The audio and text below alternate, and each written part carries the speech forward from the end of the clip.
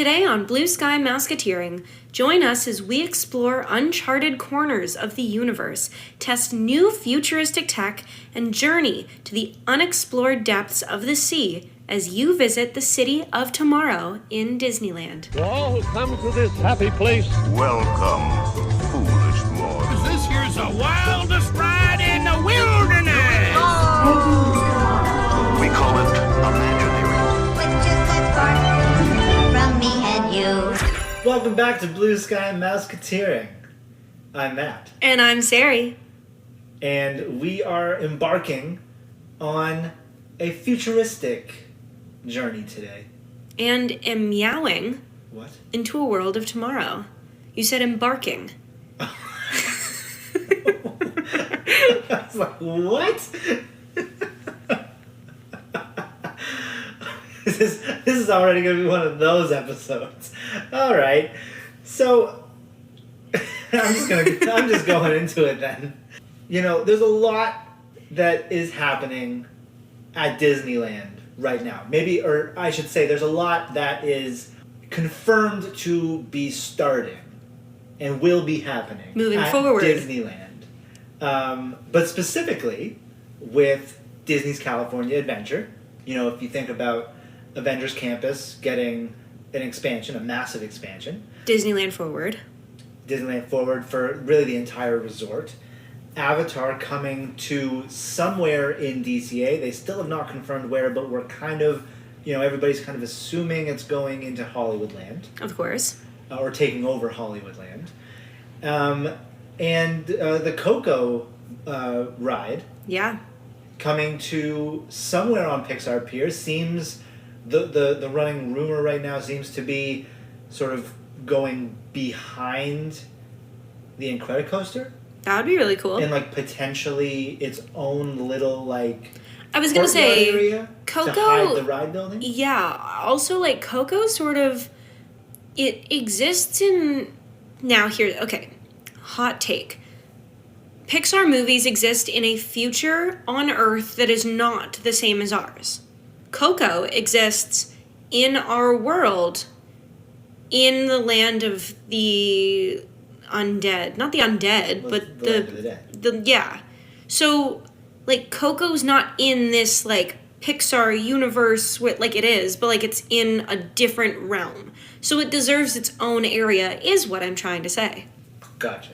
But all in all, so there's a lot happening in DCA, whereas across the promenade at the OG park, Walt's Park, the park that is about to turn 70 years old in July, there's not really much going on. And there really hasn't been much going on for a while. And, you know, so yes, we have the 70th coming, and they've announced a whole slew of offerings for the year, I guess, that are going to be starting in May. Exciting shows, parades. Yeah, going all the way through until summer of 2026. Obviously, you know, with their seasonal, you know, stoppages to allow for pausing. I don't know, but to allow for Halloween, the seasonal offerings, Christmas. to come through. Exactly.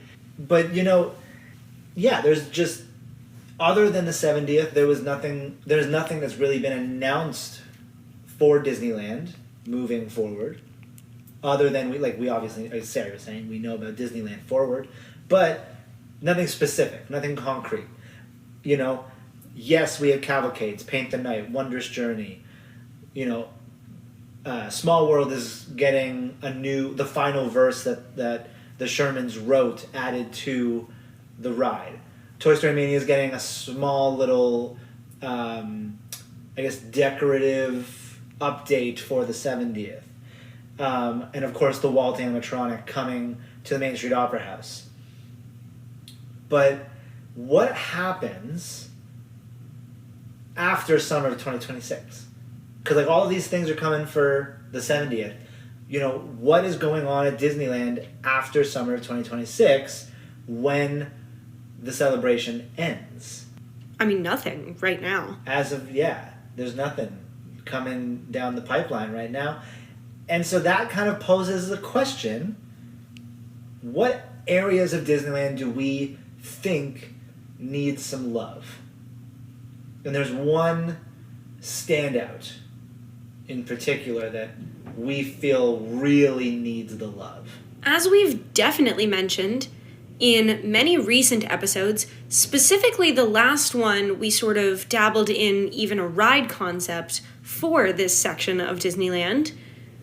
We think that Tomorrowland needs a lot of TLC. Arguably, the one land in Disneyland that could really benefit from a complete closure, complete dismantling, and a complete rebuild. We love how nostalgic Tomorrowland is, don't get us wrong. It is beautiful. It is so dynamic. The kinetic energy that is like imbued into the land is beautiful. The entire feel of all of these different ride systems, these aesthetics coming together, it's great.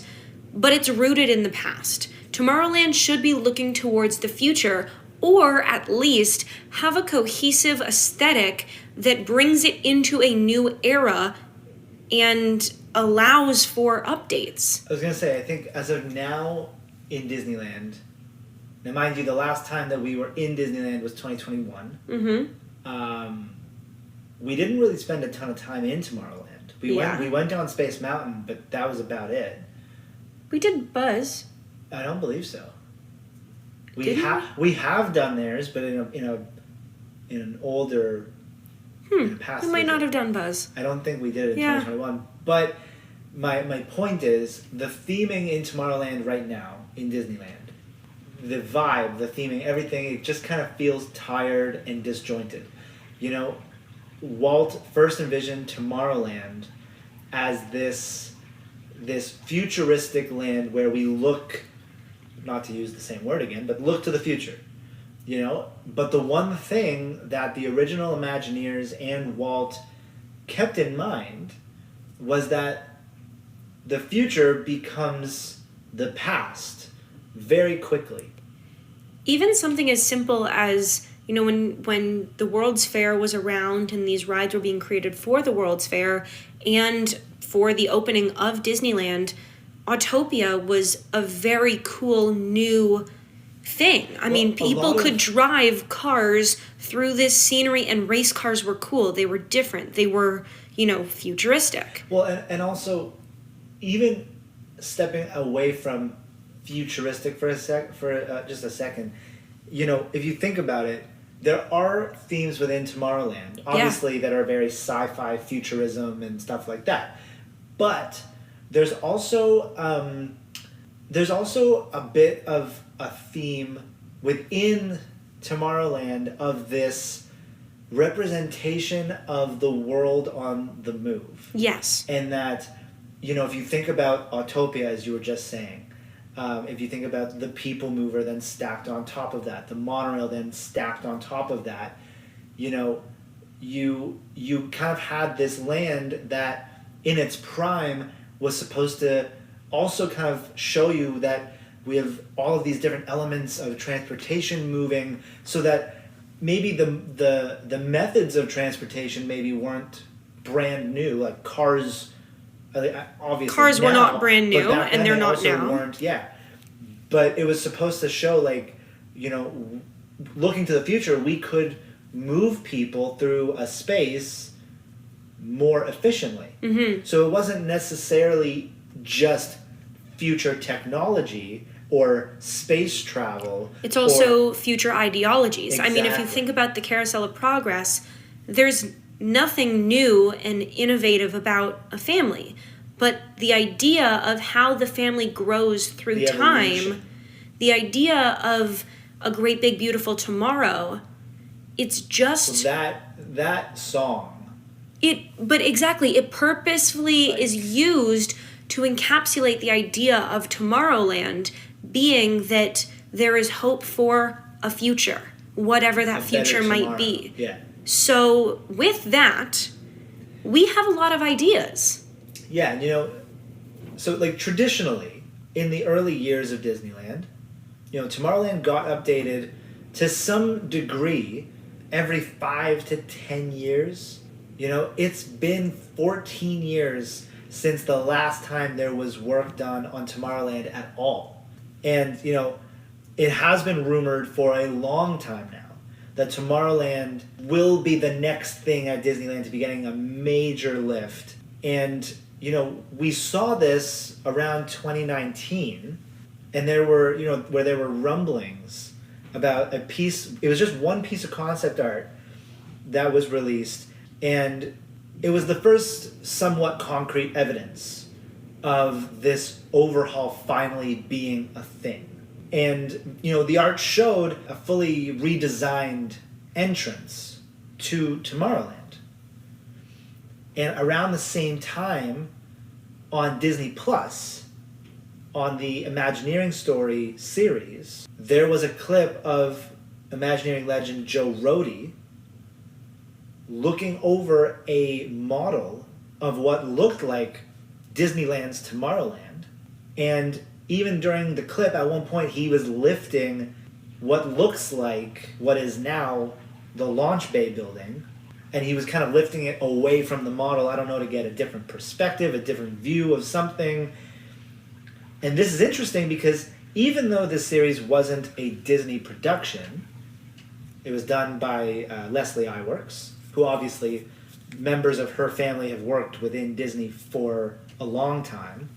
But Disney would have had to sign off on showing any of these sort of inside clips. Well, yeah, I mean, it was on Disney Plus. Yeah. So they okayed that clip being shown. And it's still there. Yeah. I know this because I've watched the series like 100 times. But it's still there. And so the fact that that clip made it into the show makes us feel pretty sure, pretty positively, that there was at least an overhaul in the works or even on the table at some point in the last 10-ish years. And even if there wasn't, at this point, maybe, if enough people are talking about it, Tomorrowland will get the love that it deserves to bring it into a beautiful world of tomorrow. And I will say, I think, obviously right now, hot topics around Disney parks, especially in the U.S., are Rivers of America, Magic Kingdom. Yep. Cars taking its place. Yep. And that's more on the negative side. Everyone seems to be very excited about Monsters, Inc. Yeah. Everyone's very excited about Villains. Yeah. You know, people I think are generally upset to see Muppets go, but are intrigued to see what the evolution of Rock and Roller Coaster is. Yeah. And you know, I mean, I feel like Test Track is kind of... It's a sleeper. It's run under the radar. I feel like at first, nobody was expecting the announcement. Yeah. And then it happened, well, and we were I all also like, think, whoa, that's like, out of nowhere. And then it kind sort of just... feels like the construction for Test Track was like all at once, everything was happening, and then they were like kind of not, like there weren't a lot of construction stuff going on. I mean, everything's really inside. I was going to say, yeah. And so then we really don't know, other than that one awning that they put up, the canopy. Like, I remember when that happened, and everyone was like, entrance. Test Track, and then all of a sudden, silence. And I mean, they still haven't even put up sort of the signage out front. Yeah, like, I feel like everyone sort of, as soon as that happens, the ride could be, done the next day, for all we know. The ride could be done now, for all we know. I would guess, considering they said it's opening at some point in 2025. Yeah. We don't have an opening month or season or whatever yet, but they said 2025. So I would think that if they, I mean, we haven't heard anything right now. Apparently, I think a week or two ago, there were cars being heard on the track, which is a very good sign because they would not be running cars if there was stuff in the way and work being done and whatever. And obviously, little tweaks will be done until it opens. Yeah. But substantial work seems to be done. Set pieces and whatnot seem to be installed. There's rumors apparently that it's going to be kind of screen heavy rather than set heavy. But this ride has been flowing under the radar. People, we need more conversation about this. I feel like there isn't even like insider information about it. Like, yeah. Just no. I feel like maybe we're just not on the right side of Disney TikTok. Yeah, like Disney X or Twitter or whatever you want to call it, and Disney TikTok. Because I haven't seen anything. I haven't either. And so, yeah. But anyways, back to The conversation, yeah. Tomorrowland has kind of this rumor has kind of, come and gone, and even again in 2022 around D23 Expo, more rumors started to swirl about the revamp again, but then we got nothing. And obviously that D23 is now, I would say, infamous for delivering. Yes. They gave us everything, which is why it was shocking that we got no information about... That was the one. That was not last summer. Oh, sorry, I lost track of time there for a second. This the was, one with Happily Ever After. This was, they started by saying Happily Ever After's back, which was a huge win. Yeah. And I think they knew that it was a huge win. Yeah. But then after that, it was like, nothing. Oh, okay, yeah, I was talking about the last Going back to Test Track, because I don't even remember why we got on to all of those other rides and leading up to Test Track, but going back to Test Track for a second, it wasn't even at that D23 Expo that we got Test Track. I know. It was the following year which is at why, Destination D. Which is why I thought we were talking about the last few years. And so since this D23 Expo in 2022, we have kind of been in the same place of just wondering what happened to this plan for this overhaul, what is going to happen to Tomorrowland. And it is very apparent when you look at Tomorrowland in Disneyland that as we were talking about before, the theming and the rides that are there and the space that could be used for other things. let's even make it simpler than that, the paint job. Well, so there's a lot that could be done. Yeah. To bring it into a kinetic energy world of tomorrow. Yeah. Meanwhile, an ongoing revamp project continues to happen at the Magic Kingdom with the recent announcement of Buzz Lightyear getting an update. We're going to see some new characters, some new overhaul things. We're very excited. Vehicles, effects. Hopefully guns. Blasters. Yeah. Targets. Scene, like a new scene with the new animatronic, as you were saying. And like Matt was saying, similar to the Tomorrowland and Disneyland, in the last decade, Tomorrowland at Magic Kingdom hasn't received a whole lot of updates. Yes, I know Tron and Space Mountain's exterior and the Peoplemover was refurbished, but let's really break it down that, it hasn't, until now, it hasn't seen a lot. Now we have Astro Orbiter, and it's literally gone. They are putting in the work on that. There's a new entrance from the hub, and new stuff is continuing to happen at this Tomorrowland, whereas Disneyland is staying untouched. And even then, with all of this stuff that's happened at Magic Kingdom, it still hasn't changed the exterior. Well, and it's still not more work to be done. Stitch's Great Escape is just sitting there empty, and I know there's a whole slew of things that kind of go along with that project because various building codes and whatnot are not preventing an attraction from going in there, but it's more the rumors seem to suggest for that because the building is so old that the materials used to build the building are no longer ones that would be allowed to be used today, aka asbestos. You know what they say, asbestos is the bestest. But so really, in terms of retheming that attraction, all they're really allowed to do is reskin that attraction. They're not allowed to break any walls, demolish anything. Because that any demolition would require them to completely demolish the building. And the tricky thing with that is that building is also attached to, I think, 1 or 2 stores. Yeah. Plus the Peoplemover. Yeah. Peoplemover rides on top of that. Yes, and also Cosmic Rays, I think, is also attached to it. So it's a massive... That's a lot. It's a massive building that if they were going to do that, that's like... I was just about to look at you and be like, why couldn't they just break down the walls and open up the space? Which is literally the opposite of the thing that you just said. Yeah, that's the thing they're not allowed Yeah, to do. you weren't even done sharing your thoughts. And so I would assume... I don't know if the buildings were built at the same time, although I think they were, because Buzz used to be, I forget what it's called. It used to be a non-IP ride, but like when Tomorrowland first opened. But I would assume that the same thing goes for Laugh Floor, that if they ever wanted to change that, there would be very strict parameters on what they're allowed to do with it because of building code. Which will be very interesting to sort of watch moving forward, because Monsters Inc. Monsters Inc. is getting a whole land in a different park. Yeah. And while Disney's never really shied away, especially in Disney World, from having double IPs in multiple parks, personally, we feel like there's so many IPs that are available to be used. Plus, Imagineering is so creative with their original story work that there's really just no need for that. And I mean, even though Monsters Inc. Laugh Floor does draw in a decent crowd, I think if they revamped it eventually, it wouldn't be the worst thing in the world. And especially when Monsters Land opens, there's going to be a show, which will probably have some kind of 3D thing because it's going into Muppet Vision.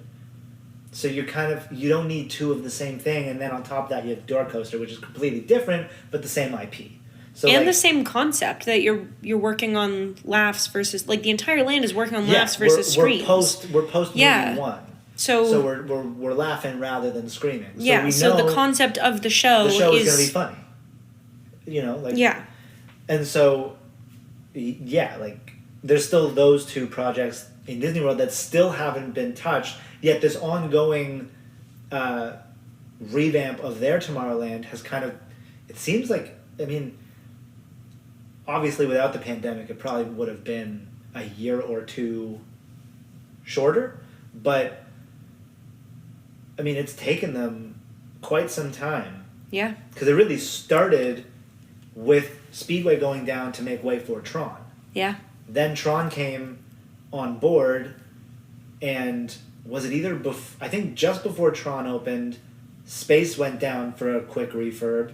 It was just before Tron opened, I'm pretty sure, because I think I remember the exterior, like, cleaned down. Yeah, they cleaned it because there's that awesome view when you're walking through of Tron where you can look over and see Space Mountain. And I think that there were, it's a great view. Yeah, it's beautiful. But especially I think at night when you get the that's when they canopy and then you see Space Mountain. That's when they cleaned that up, though. It was before I think Tron. it was just before Tron opened. Yeah. And like that, and even that was more so just like exterior work. It wasn't really like retrack or anything like that. Yeah. Which it could definitely use eventually. Yeah, probably. Like, I wouldn't be surprised if in like the next 3 years to 5 years. Oh, riding the Peoplemover would be awesome during that time. Lights up all the time. Yeah. Wow. But but even then, during that whole thing, then the Peoplemover went down, and I feel like that was more unexpected because all of a sudden it just started. And they got a new voice. Well, that was coming regardless because they added Tron, but the actual ride system. Well, they didn't need a whole voice through the whole, like, the new, like, they didn't need. They could have just added a voice for Tron. Yeah. But like, yes. I have opinions. But yeah. So like, if you think about how ongoing that refurb or that not even, well, I guess is it a. It was like a revamping of the land. I wouldn't even say a full refurb. And it's still going with Astro Orbiter and Buzz going down later this year. Astro Orbiter's coming back soon, I think. I think it's back before Buzz goes down. And there's still, like, the point is there's still more to do. And they haven't even touched the one in Disneyland. No, but and that's the point. So if you look at this mountain of work that's been done at Disney World, it's not done. It's still not done. And they haven't touched Disneyland's in 14 years. And that one's arguably 10 times worse. And they don't even have a Peoplemover. So what are we even doing? They haven't had a Peoplemover since the early 2000s. And so now, with the foreseeable construction that is going on in Disneyland and in California Adventure, with Avengers Campus, Avatar going somewhere, the 70th celebration, all of these things coming together, do you think that there is a world where Tomorrowland in Disneyland will get a revamp in the next few years? I do. I feel like this could be an announcement for Disneyland in like 2026. So you're not even saying Destination D, which, by the No, way, this they is too literally big for- just announced tickets for a few hours ago. This is too big of an announcement, I think, for a Destination D. And also Destination D, I feel like tends to lean more Disney World. True. Whereas D23 kind of goes everywhere. Yeah. I feel like this would be, if they were going to do this would be the equivalent, in my opinion, to them announcing villains, where it would be the last thing they 100%. announce at the show. And I think because that it's been so highly anticipated. Yes, and I think it's also like a well-deserved spot. The coveted last announcement, the final reveal. I think that Tomorrowland deserves that from the Parks and Resorts team. Yeah, like this is, if you look at what happened with Frontierland in Disney World, that is an OG land that has been sort of rethemed. Mm-hmm. And there's very mixed reviews about it. I think considering that Tomorrowland is another OG land, and this is not even just an OG land concept, this is the original Tomorrowland, I think that they would take real consideration into what they're doing. Yeah. And honestly, I think in general, we would probably see Avengers and Avatar be further along before they announce another major thing. Even though it's not a DCA, this would be across the promenade at Disneyland, it's still like, that resort's not very big. So I don't think they would want to take on so much at once. Yeah. And the Avengers project and the Avatar project are pretty big. Yeah, very big. And I mean, Avengers isn't really an existing like pathways, like park space, like guest space. But it's still going to be doubling the land. Yeah, and when it opens, they'll be able to hold more people. And if you think about it, with Avengers opening and Avatar opening, people that are looking for that futuristic scenery and that world to get immersed in of cool technology, For sure. that would like Tomorrowland could go there while Tomorrowland is down. Honestly, until they announced Avatar as like a land in Disneyland, I kind of always thought that there was an argument to be made that it could be in a new We Tomorrowland. literally had discussed that. I think we might have even spoken about it. I on think an potentially episode. in our pre-tweet... I don't know what just happened. I don't know what happened there, but the pre-D23 episode, I think we potentially talked about how Avatar could go there. Because there is something to kind of say for, like, it's in that sci-fi. Yep. And, just kind of... It's very futuristic. Instead of doing, like, in Animal Kingdom where it's like you're already here. Well, it's also not, if you're taking the stance of you're not exploring this terrain, but you're like reopening the program to find the unobtainium. On Earth exactly. Who can't make it. You offer them a portal to Pandora. It becomes very futuristic, very Tomorrowland. Yeah. But we're not going to talk about that in this potential revamp for Tomorrowland because it's already going to DCA. Instead, but I'm optimistic that this announcement could be made within the decade. I think before 2030, I think at most before 2030, we at least hear about Disneyland's Tomorrowland totally getting a refurb, and I think this would be like demolishing everything, including Space Mountain. And completely rebuilding everything, hopefully including Space Mountain. Definitely including Space Mountain. This overhaul would need to start at the very root of it, with theming the land to sort of have this vintage, futuristic aesthetic. And you're probably like, vintage and future that is the biggest contradiction that you could have possibly made in this episode. Well, try me. No, no, but if you think about it, recently the Fantastic Four trailer has come out, thanks to CinemaCon. It looks really good. It looks fantastic, and we were thinking, Tomorrowland is one of those lands that if you are not constantly working on it, it falls behind. Yes. Tomorrow very quickly becomes the past when you're not updating it. Yes. So with that, if you take a vintage aesthetic, sort of add that little bit of steampunk, add that little bit of the future from the point of view of the 1950s. Yeah, like you almost add this is the wrong word, but almost like a fantasy aspect To the future. or like, I mean, like this utopian aspect. if you think where it's about it, like- tomorrow, it doesn't exist yet, so it is a fantasy. yes. So you have to add that element in order to project these grand ideas. yes. So with doing that, everything becomes white, blue, silver, and very sleek, like chromatic colors. We're talking, that not like teal, like we're talking that like crisp, Yeah. icy blue, the potentially dark navies to add some I was contrast. gonna say that could be nice with some contrast, but it's very clean, Yes, sleek. yes. Like The tech there's gonna is be sophisticated. reflections on Yes. these things. It's going to also have that like retro charm. Like there was one scene where in the Fantastic Four trailer where their car, which is it's visually a 1950s car, Yes, and it starts to hover. yes, it's fine. And to me, that is at the essence what Tomorrowland is. It's using the technology we have to project ideas into the future. So the architecture is going to be very modern, but also utilize a lot of glass, chrome, like I said, glowing fixtures, and a lot of lights for nighttime. We have been saying Yes. this almost as much as Tomorrowland. we've been talking about the Shanghai But also- Pirates boat system. But also like the lights in Tomorrowland. No oranges. No, like I don't want this to. Don't look give like me a- lamps like- in Tomorrowland. Yeah, no, like- why are there lamps in the there- future? there's Everything still- needs to have lights incorporated into it. Yeah, I don't want lightning bolts. Give me I a don't pathway. want- Give me sidewalks that as I step reflect back up at me. That's cool. Thank you.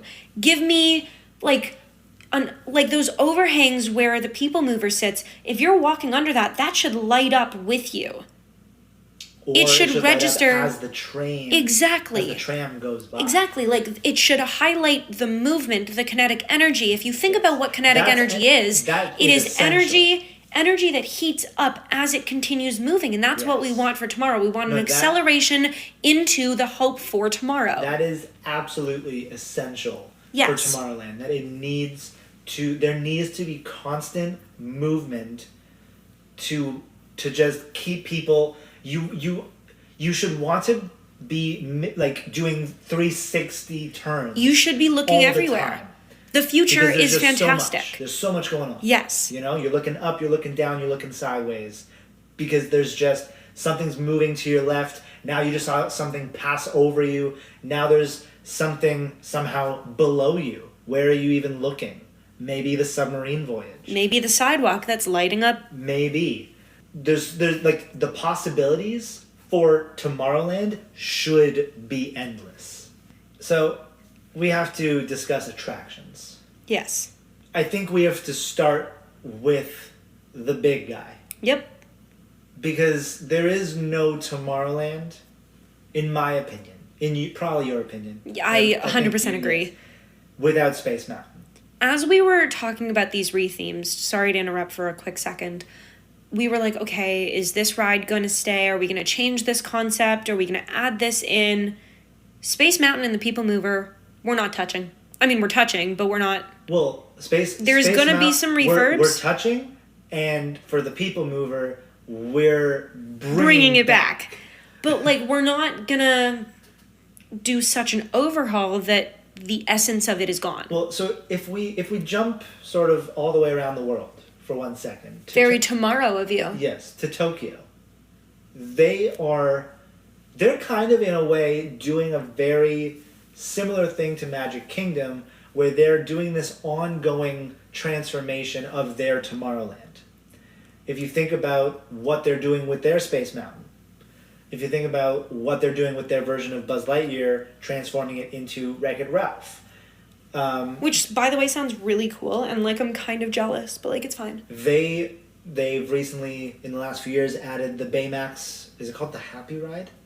I think it's called the Happy Ride. It's basically like Alien Swirling Saucers, Yeah. but with Baymax. Which is incredible, because I love Baymax. Yeah. So like they're doing this ongoing evolution to their Tomorrowland while Magic Kingdom is doing it, while we're talking about this for Disneyland. If you think about their Space Mountain though, they are not reinventing the wheel. No. They are, and they've even said, we are paying respect to the fact that this ride is such a fan favorite, a classic, a legendary attraction. So you really don't want to change the essence of it. But as has been done with Big Thunder, Haunted Mansion, Small World, the list goes on, we can enhance it. And that's what they're doing. The outside, getting a full lighting package and chrome exterior and whatever. The added story element, the theme of sort of that harmony between Earth and the universe. That's a really cool thing. And so we kind of are drawing inspiration from that to bring to Disneyland's Tomorrowland and their Space Mountain. And so, you know, we kind of feel like we would want to honor the classic exterior that was designed by John Hench. Of course. But we would want some of that tronification. Let's add the lights. Add that lighting package. Add, you know, during the day, we don't want to see that there's lighting on it. We want to just see a really interesting looking spaceport building. But by night, we want to see those sweeping lights, you know, swirling all around it. We want to see sort of this energy that's like, you know, reverberating from the building, if that makes any sense. No, it totally does. It's sort of, the lighting will draw you in. It'll keep you excited. It makes you stare at it. It makes you want to go towards it. Yeah. And so then not to sound like a fish with like a shiny penny or something. Well, I mean, we're like that too. But then on the inside of the building, track layout, I don't see anything wrong with the track. Nope. I mean, especially recently they retracted. Right, but I mean in terms of like thrill. Oh, it's perfect. In terms of enjoyment, there's nothing wrong with the track. And by the way, thrill, Matt, means the fear of raising your arms. Well, that's a thrill in itself on that ride. but you know, definitely updating the ride vehicles to, you know, to be rockets that sort of just fit the aesthetic a little bit better. Sort of that dark that gray vintage, and blue? I was gonna say that vintage white space shuttle aesthetic. Yeah. No, I was gonna say we're gone with that. Take it away. That's what's there now. We don't white, blues, icy, crisp, chrome. Maybe some glowing lights so that I was just gonna say that while rockets are on the track, other rockets can see them. That would be so that cool. That would be very cool. It would also add to the elements of like, is it a shooting star? No, it's another rocket. And the Imagineers can kind of use that to their advantage. Yeah. To make it like that, even though it is the ride vehicle. Exactly. And so for theming of this, or the story rather, for this ride, we really like the idea of introducing, you know, the idea of connection between Earth and the cosmos. You know, we are a speck of dust or whatever in this vast universe that we live in. It would be really cool if we can kind of show that on a ride. And I mean, I've never been on, I know I've said this before, I've never been on Cosmic Rewind. But Cosmic Rewind kind of delivers on As that. The representative of Cosmic Rewind in this room, it does deliver that. And it really does give that essence. It shows you how small you are in comparison to this entire universe with that added element of, you know, this great Marvel story. Yeah. And so what we're thinking is, you know, add in set pieces. Yeah. Planets, asteroids, comets. It's a stars, really cool the element moon. From Cosmic Rewind that enhances the experience. All of a sudden, you know, you're zipping past a planet and it just adds an element to the ride that's not there. You're zipping, you know, as you're like doing a massive turn, if you're next to like the wall of the building, we don't know that the wall's right there. It's dark. we can project burning asteroids on the wall that are zooming past us. Like, stuff like that just, like, it'll just add... It makes it more dynamic. Yeah, it'll just gives you more to look story. at. It's awesome. And so, for the actual ride layout, one thing I would be interested in adding, which is kind of... I guess it's a little bit there, but it's not really there. Yeah. Is a proper launch. And I would love to see a new launch sequence from within a massive projection tunnel that would showcase sort of the landscape of Earth as if from inside the rocket. So, you know, our rocket... Kind of like how you... the elevator up to Space 220 or the launch sequence, I think, in Paris is Space Mountain. They have a launch sequence. Not like this, but like I don't that. Think like it's not a projection tunnel. No, but it's like a actual it's launch. A launch. They launch you off. Yeah. And so, yeah, so kind of using this projection tunnel to show what is on the outside of the, in quotes, rocket, and then boom, we get launched off, and as we sort of, I guess, exit the tunnel, we would eventually be entering space, you know, and we can kind of see as our rockets kind of, you know, travel through the tunnel and leave the tunnel, you know, the landscape gets smaller and smaller and smaller and just kind of disappears, and now you're in Space Mountain proper, the ride, like the actual ride, you're zipping through the ride, and, you know, again, you have the asteroids, you have the planets. It I adds think it would be that, a really like, cool element as a connection between Earth and the cosmos to have a moment where we kind of do an orbit around Earth. Yeah.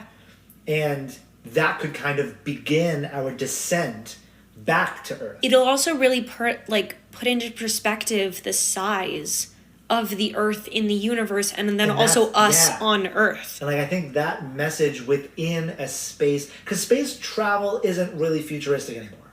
You know, it happens now. We've been to the moon. International Space Station is a thing that we have a rover on Mars. Yeah. So there's rovers even going of going to Mars. No, but there's rovers even going past like the outer planets. Yeah, into deep space. Like, so, you know, potentially changing the narrative that space travel is new to we are so good at space travel, we are kind of making it like a tourist we can go attraction further. We can show, to give humans Paging a better Mr. Morrow. Perspective Like, on the connection his flight to the moon that we have to the universe and to our own planet. Incredible. But then, as Sari was saying, we are on a mission to bring back the Peoplemover. 100%. And literally in our show notes, it says, bring back Peoplemover, enough said. You might be able to guess who wrote that. Sari, I feel like... I'm going to take a sip of water. I got this. You have the Peoplemover is just... It's iconic. First of all, nap? Yeah. You don't have to go back to your hotel. The Peoplemover's right there. Are you interested in learning more about the cities of tomorrow? The Peoplemover's right there. Are you interested in people watching because you thought you saw someone that had a really cool Loungefly backpack and they were walking around Tomorrowland, but all of a sudden you can't find them? Guess what? The Peoplemover is right there. It offers a perspective that is like Matt was saying before, the kinetic energy, the different levels. You're higher up. You get to experience things from a different perspective. It's a cool way to move people throughout a space. And it's just a fun way to interact with this location.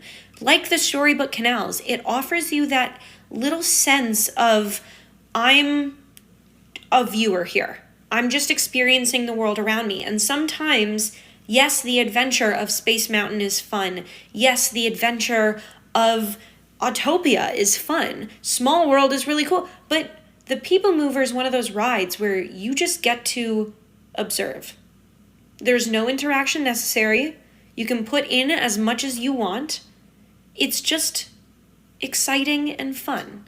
And it's just nice. Now, in Magic Kingdom, the Peoplemover kind of takes you on this tour of Tomorrowland. You go sort of in and out of some rides. You also kind of get to see, some maquettes, some models of, Walt's vision originally for Epcot. We like that. What would a Disneyland version of the Peoplemover set in a futuristic vintage tomorrow have on it? For me, first and foremost, I love the movie Tomorrowland, and I know that it was not very popular. But to pay homage to that, I would love a jetpack design from Frank Walker. That would be very cool. Whether it's an actual model of the one that he presented to, I don't remember what their company was called, but to this thing at the World's Fair. Mm-hmm. At the beginning of the movie. At the beginning of the movie, kid, yeah. Whether it's the actual one that he built and that failed, or whether it's a holographic design of the first jetpack created in this world of tomorrow, which is that one, and then the new jetpack that we are creating right now to show the evolution of technology, I think that'd be a really cool scene to go through. Very cool. And I think it would be also cool to keep sort of, I guess, the Peoplemover tradition of getting to have a peek inside some rides. Yeah, 100%. So, going through Space Mountain, I think, is an awesome part of the Peoplemover. And potentially going through another ride in Tomorrowland that we're going to get into in a bit, but we don't want to give away right now because it's a brand new ride that would be in a Tomorrowland. Yes. And there will definitely be windows in this ride. Yes. Maybe a huge glass dome, if you catch our drift. But definitely bringing that back to Tomorrowland has to happen. 100%. I think the Peoplemover is... It adds to the essence of Tomorrowland. It is... I don't even want to say it's not underrated, it's not overhyped. It is exactly where it needs to be, and it is exactly... But it that's is appreciated exactly the That's right exactly amount. what I was saying. It's just... It is. It is perfect. It just is. That's so profound. Honestly, I know we've said this before, God. but like ending your day, you've been walking for, let's say, maybe like upwards of 15 hours. You are like... We do a full day at the Magic Kingdom. 20,000 plus steps in. Yep, that's accurate. And all you want to do one more ride. You have one or two more minutes to get into a queue before they close them and you got to leave. The Peoplemover is just that beacon of opportunity. But exactly, it's the essence of Tomorrowland. I have a lot of opinions, guys. That is the main one here. You're probably wondering what we are thinking about doing with what used to be 20,000 Leagues Under the Sea and is now a Finding Nemo attraction. Because that's not the essence that Matt and I have been discussing for Tomorrowland. Nemo is a great movie franchise. For Disneyland, put it in Adventureland. What? For Disneyland, if a Nemo something were to go anywhere... I don't think Nemo belongs in Adventureland. I'm sorry. Fantasyland? I'm sorry. We're going to debate this. Frontierland? Right now. I think you could Tomorrowland? Put it on Pixar Pier. Okay, well... I think you could... Yeah, you're right. I think you could take away the Little Mermaid ride, which technically is not in Pixar Pier, but it's right across the water from Pixar Pier, and you could put it in there. You know what? Make a better version of the one that's in Epcot. I'm gonna see myself out, because... I don't think you want to do that, because I think what you really want to do right now is... I want to talk about our new idea for Milo Thatch. Yes, exactly. Yeah. So here's my idea for an updated submarine attraction in Tomorrowland. This new ride would be called Atlantis, the Lost Empire Adventure. Okay? You're already excited. I know you are. For those of us that have seen Atlantis, Matt. I've seen it. It's a great movie. I think it's I a would say fantastic movie. Okay, you need to calm down. I just like I like the elements, I like the themes. I think it's a great movie, and I also Good arms, like good Milo. hair. No. Okay. The ride would be guided by a voiceover from the people captaining this expedition, Milo and Kita. We would step aboard a high-tech Atlantean fish-shaped submarine, that's a mouthful, as we dive down to study the ancient Atlantean power source. As the expedition ventures through glowing underwater tunnels and ancient ruins, everything will come to life like it does in the movie, pulsing with energy drawn from the heart of Atlantis. See how this is futuristic? As I say, I like the alternative power source. Yes! I like, It's cool. There's probably some futuristic glowing A lot of glowing. Something like A that. lot of glowing. Plus, it's not sci-fi. Like It's sci-fi. It's but sci-fi. like, No, it is. but like there's an element in there. It totally is. That, like- The technology, the whole concept of the movie is that they were this like futuristic civilization that harnessed all the powers that math and science gave to us, and they created this amazing world. And that's kind of the theme that we're going with. I like it. Holographic projections and bioluminescent lighting will showcase the futuristic yet eco-friendly technology of the lost civilization. These effects will be similar to the scenes in Flight of Passage when the bioluminescence will like come to life in front of our eyes. So everything will start to glow through sensors of the ride vehicle that we're on. Interesting. While down in the Lost City, the power system begins to destabilize, and there are people that are trying to steal the energy source. Guests must help restore the balance before the power and the city is lost forever. Ooh, so this starts as like a tour, Starts as a tour, but becomes... an adventure. This is almost like the old version of Kilimanjaro Safari. Exactly. It's that Like exciting all of a sudden energy. it's like, what was the elephant thing? Was it Little Red? Little Red. Little Red got taken by poachers and Yeah. they were after poachers? Yeah, and it's like, we gotta go save it. Anyways, using interactive controls within the submarine rides, Kita will ask us to channel the crystal's energy to stabilize Atlantis along with her. This will be like a beautiful moment similar to the one in the movie where, you know, everything sort of hovers for a minute and everything gets restored. It's beautiful. She levitates. It's cool.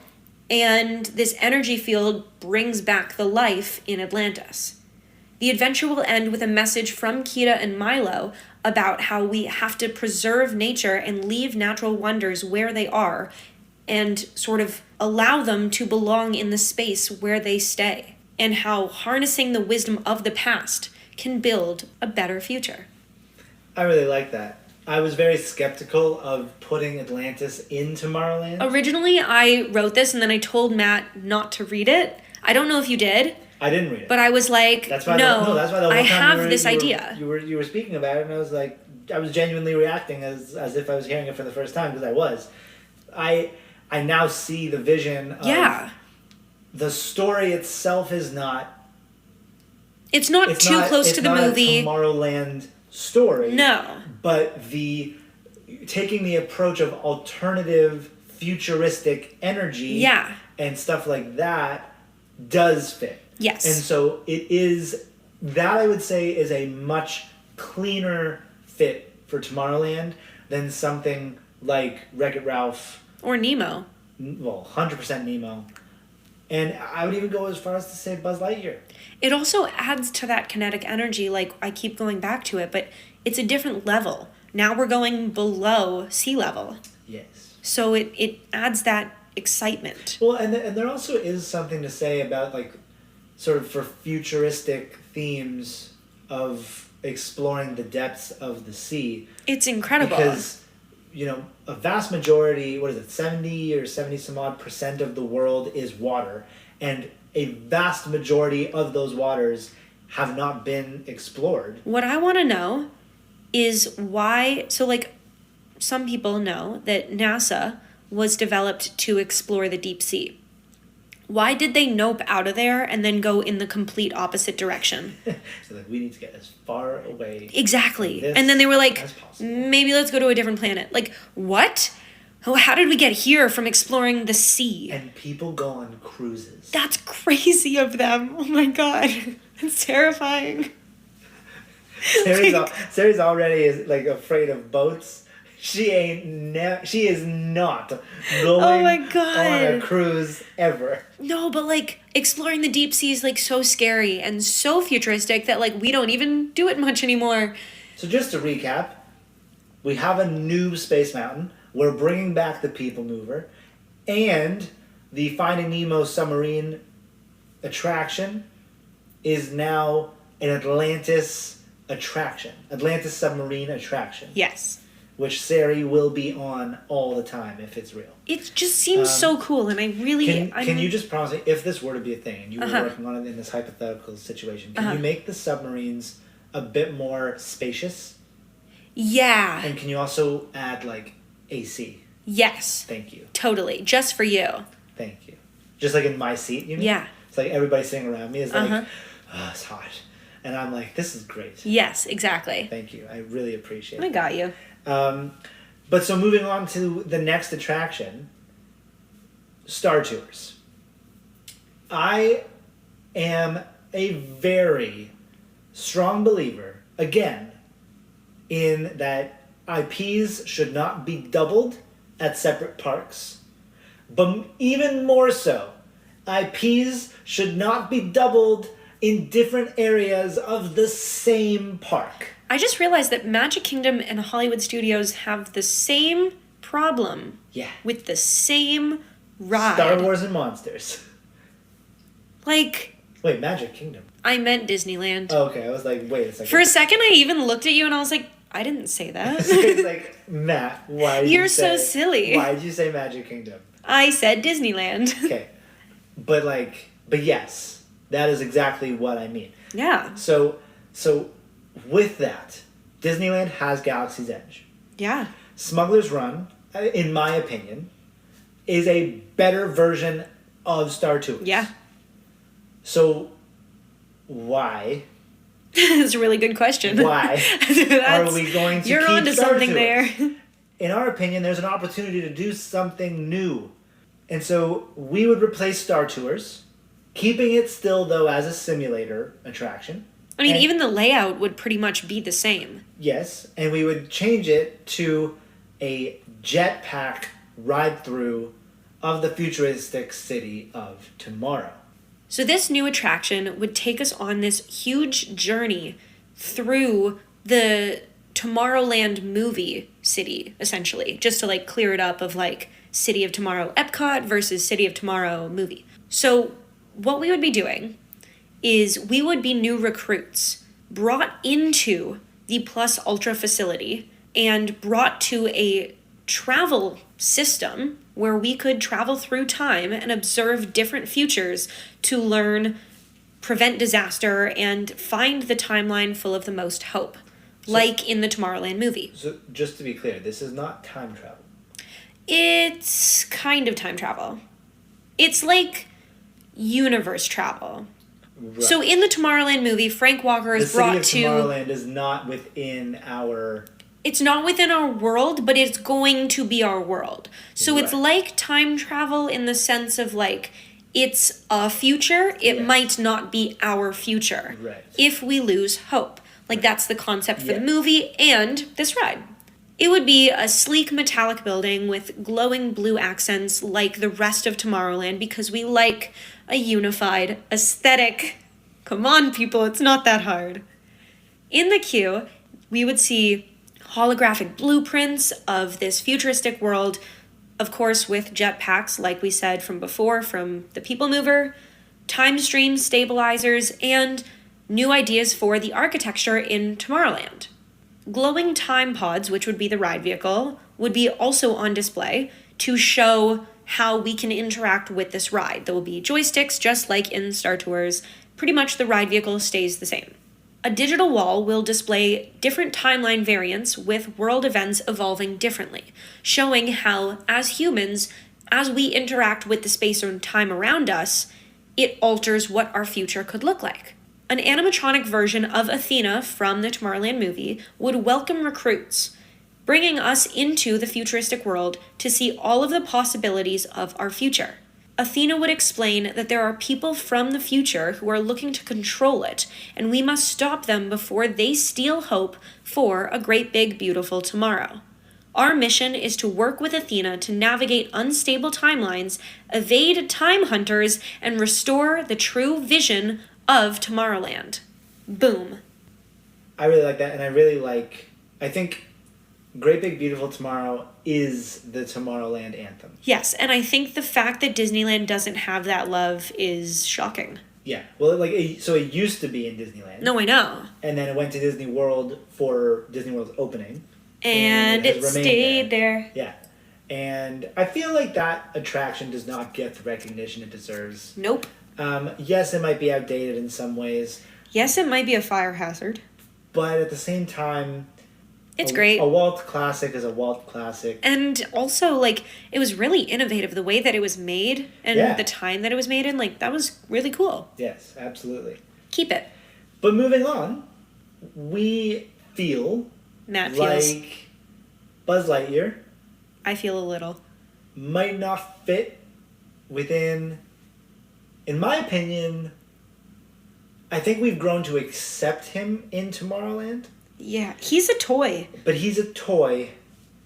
He's not even the star of the, like, it's not even that the IP's Lightyear. He's the toy from the movie. He's the toy from the movie. Buzz is definitely second banana to Woody. Woody's more the main character. But he's not even a actual space ranger. He's a toy. But he is a toy. And now we know he's a toy modeled after a movie that Andy went to see. Yeah, it's not even like he's a toy modeled after a space ranger. I feel like if the Lightyear movie had done better, it would have been... It would have been incorporated into Tomorrowland in some way. 100%. But I feel they even like, had a meet and greet. Yes. For a very brief time. And that was a very confusing interesting decision. Yeah.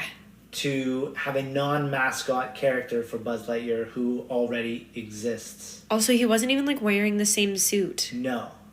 But this is the thing. I think they were going for realistic, he's an astronaut in this movie type of thing. Like, like they were trying to differentiate the two. Yeah. It was a really cool idea. Yes. And again, do you know what I think the problem was? What?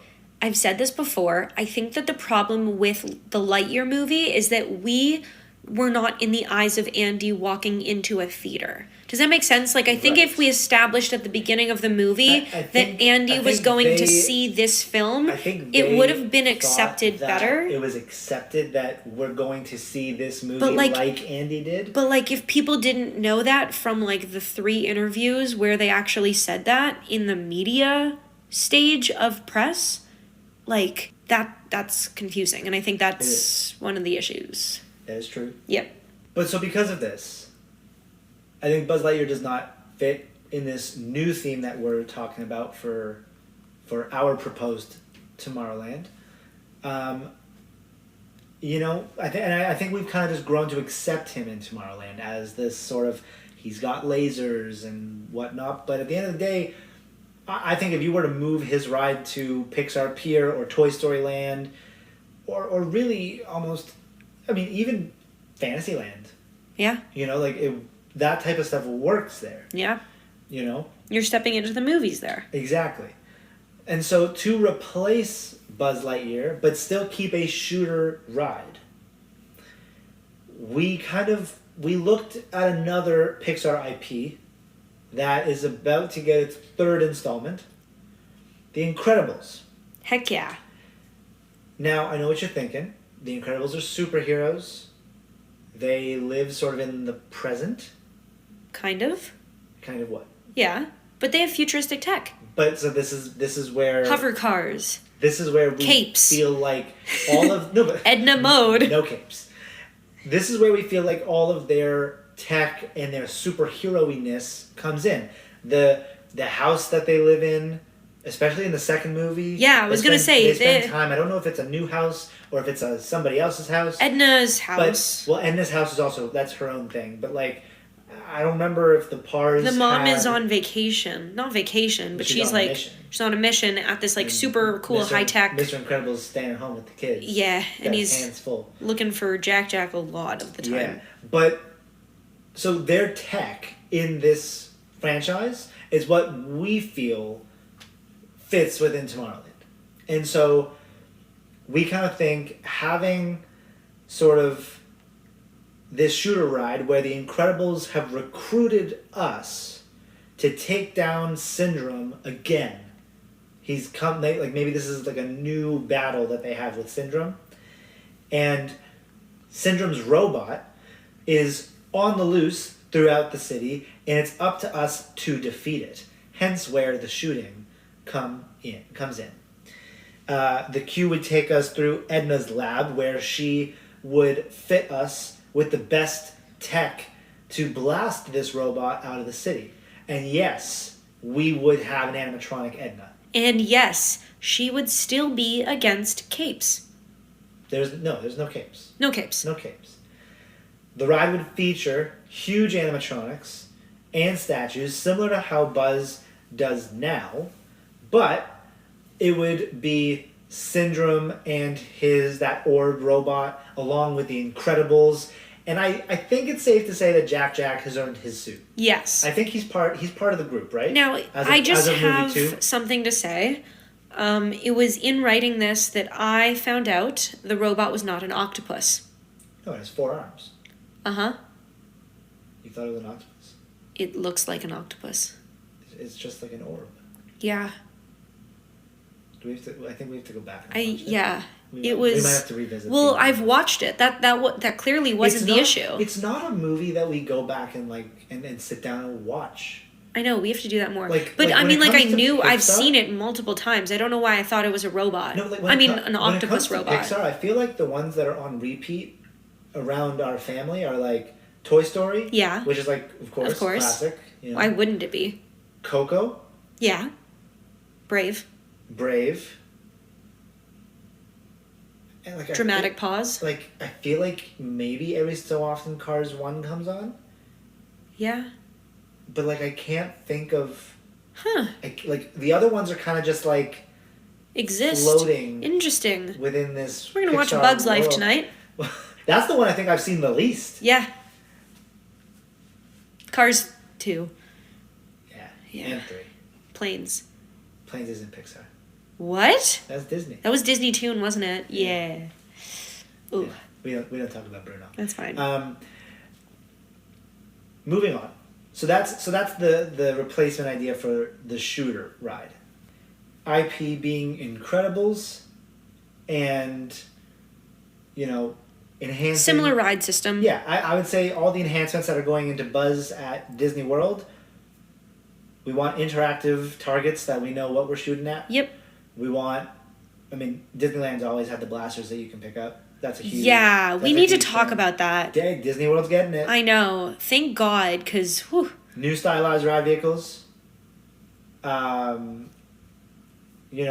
can be Incredibles. They can be Mr. Incredible, Elastigirl, and Frozone themed. it would be really funny if Elastigirl was the ride vehicle. Like, you know how she's the That boat? would be very hard to explain. No, but like, you know how she's the boat in that one scene from the Yes. first movie? Yes.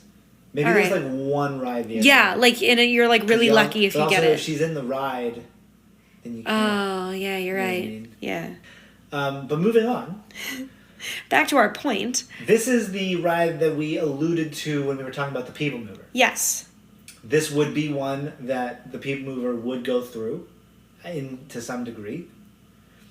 And this would be taking over the launch bay, Yes. because that is a massive building that is, to say it nicely, Empty. wasted space. And so, and by the way, this is where the Carousel of Progress used to be. Yeah. I mean, we could bring back the Carousel of Progress. That is an idea. We could And also could talk about our update it. new idea. And I kind of like the other idea more than the Carousel of Progress. Then take and it I think away. it's one that people wouldn't see coming. Nope. Living with the land. Everyone needs it. Now, why in Tomorrowland? Well, Living with the Land uses innovative agricultural techniques to grow crops, to show how we can sustain food supply for the future. Yeah. It shows also how you can use technology to grow crops and fresh food in places that might not have soil or the space, like the, I guess, horizontal space to grow it with hydroponic systems that go upward. Yeah.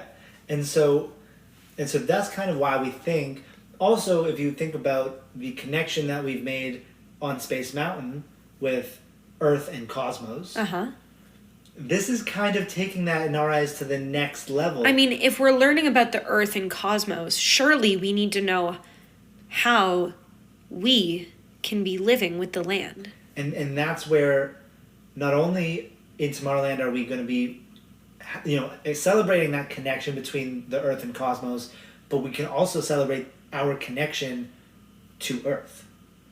And that is where this idea for Living with the Land comes in.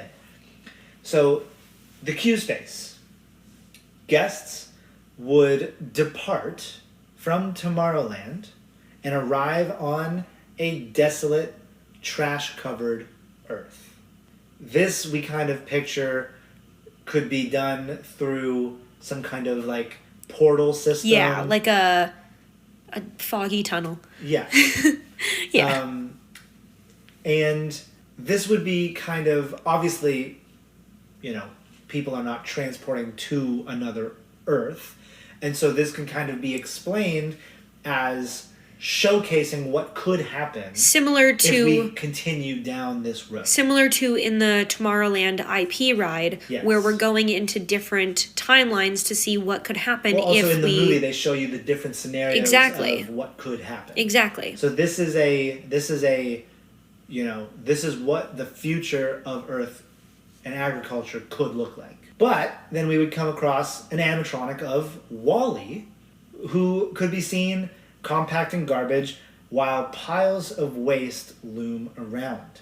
A spotlight could shine on a tiny sprout in a boot, as seen in the movie Wall-E, and this would be nature's first return.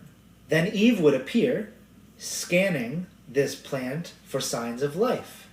And then screens in the queue might show how plant life slowly starts spreading and how bugs have also come back. So now there's life on Earth. As we board then our boats, because this would still be a boat ride, as it is in Epcot,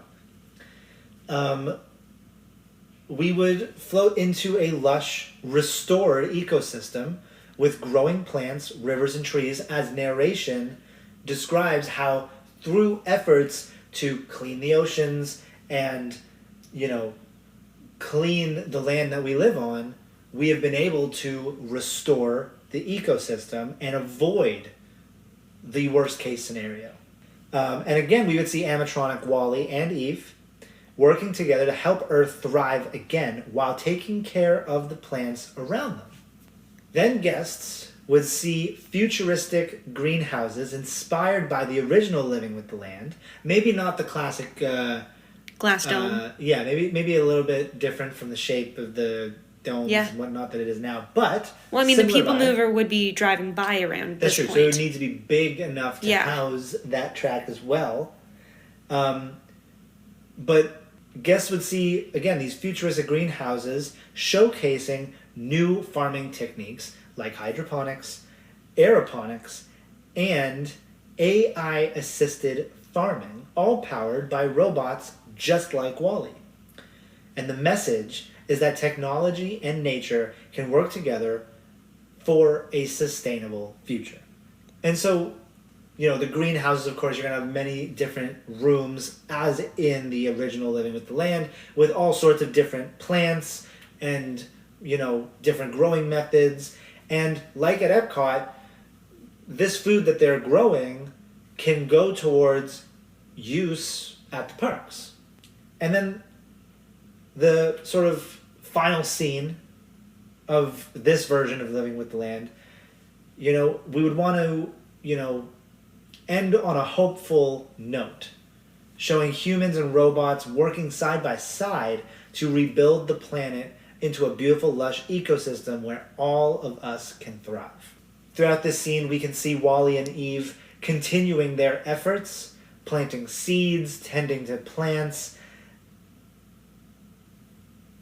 And of course, as we turn the final corner to leave the attraction, Wally and Eve would give us very sweet waves goodbye with their robotic... Little robot arms. little robo arms. You guys can't see, but I'm like... how Wally has 3 fingers? I'm waving to Matt with my Wally hand. And so... I'll post a video of it. And so that one, that ride it might seem like, why is this in Tomorrowland? But I think, again, going back to connection between humans and Earth and how we can better the ecosystems of Earth for the future, for the next generations, is a really cool message. And I think that does fit in Tomorrowland.